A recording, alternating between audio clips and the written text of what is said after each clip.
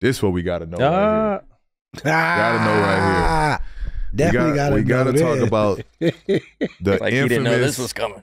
The infamous baseline ball fake.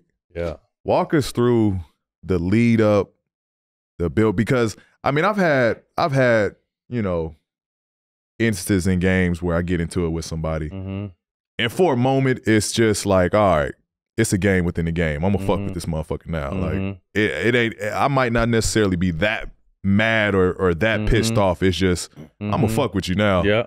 Was that kind of like how that played out? I mean, just Kobe, and you caught a little bit of him. He was incredible, but he was also, he would try to mentally attack you. So whether it's playing games or elbowing you in your sternum or elbowing you, like he hit me with a sternum shot that knocked the wind out of me. I caught it. He tried to go, I think Bynum was guarding Dwight. Dwight shot a jump hook. Kobe tried to block it from the backside, and I caught it off the rim and dunked it. And as I'm coming down, like he elbows me from like here, and then hits me in the chin, and the motherfucking ref standing right here. I'm like, motherfucker, you didn't see that? Yeah. You know what I mean? So I was to the point where I just was like, enough is enough. It was the end of March, and you got to think Orlando and the Lakers played each other in the finals the year before. So this was supposed to be possibly the finals matchup again. It was late in the season, and it was just a real back and forth battle. And I was just to the point I was ready to fight him. And it was a good ass game, back and forth. I made him work. I think he had 30 something. I made him take close to 30 shots. It was just one of them games where it was will against will. And, I ended up faking the ball. And it wasn't even like I tell people, like to this, I can still feel the moment. Like it wasn't like I'm going to fake the ball in Kobe's face. Like my motherfucking arms just did it. Yeah. You know what I mean? I'm still watching the play was a double pick for Vince coming off the backside for a little layup or dunk, but I'm just, my arm, like that's how much I wanted to like fight the dude. Yeah. And it was funny because we did his last interview and I told him, we laughed about this shit, and people know because I told the story now, but like after that season he called me, and my situation in Orlando didn't work out, so I was talking to Pat Riley and D Wade about going to Miami. This is the same season Braun and Bosh are coming, and they're trying to sell us on what it's going to be and and I get a random call from a number I don't know, and I just happened to pick it up, and it was him, and I didn't believe it was him. Like, fuck out of here. It was really him. We talked back and forth what I was going to do. I mean, anyone crazy enough to fuck with me is crazy enough to play with me. Do you want to be a Laker? And 4 days later I'm there. You know what I mean? So it wasn't, it went from like, again, and it's crazy because the story started in the late 90s. You know what I mean? Just admiring him and seeing him, being around him and kind of being like, that's our bar. Like I missed MJ by 1 year, so Kobe was our guy. Right. You know what I mean? So to be able to compete against him at the highest level, become teammates, and then from there become brothers. Like we were off the court, hanging out, going to dinner. People would say like, you're the only one that ever got Kobe to go out. You know what I mean? We going out in Milwaukee, and MB, what you doing? I'm like, just land. I'm about to go smoke real quick. He's like, well, call me when you're done, and we go do something. We go get some food. I'm like, all right, bro. So we kind of just took to each other, and then fast forward after sports, and he was coaching Gigi and I was coaching my twins, and we would communicate about watching each other's kids. My twins were like 8 at the time. And this dude, I remember one particular time, like we played at 9 and they played at 11. And I didn't think he would come. And this dude came 2 hours early to watch some 8-year-olds play. You know what I mean? And he would always send the twin shoes, and we would go watch Gigi. And it was just, it was something that started off at admiration, and then it was a mutual respect while we played. And then we became teammates and played together. But then it grew into like a real brotherhood.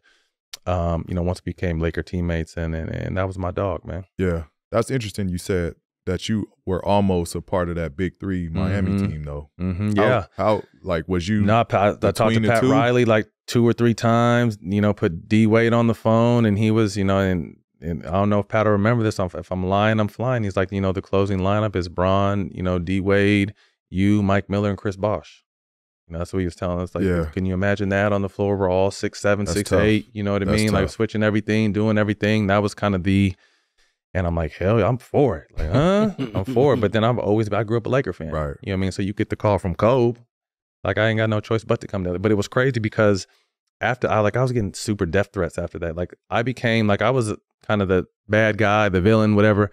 But like I became like the real villain after that shit. Like people would say they were like on Twitter, they're gonna kill me, they're gonna find my address, kill my kids, kill my girl, come to LA, you better never come back to LA, we're gonna kill you. Like they're not, you can't fuck with Kobe. The Messays in LA don't play about the Lakers and Dodgers, and particularly Kobe. Like bro, I got so many death threats, I kid you not. And then I came and it was love. Yeah. But it was like, yeah, but see, I'm gonna kill you. It's just crazy because your natural reaction be like, oh, right, shit, hold on. right. No, still to this day. Chewing his gum. Like I be flinching sometimes, like, damn, I just flinched. You know what I mean? Like sometimes you just do it. Right. And knowing me too, I'm crazy. I might have just hit you in the face with the shit, but he would have just had to hit him in the face with the shit. You know what I mean? Like that's what he was on. So I mean, that's what I said. Only him, and I've talked about it so much, but it's just like it was a, obviously a viral moment when things weren't really viral, but it's really what kind of sparked our brotherhood in the remaining years of his life. Football free agency might already have you hyped for next season, but while kickoff is a long ways out, you can pick more or less on 2024 season stats on Prize Picks.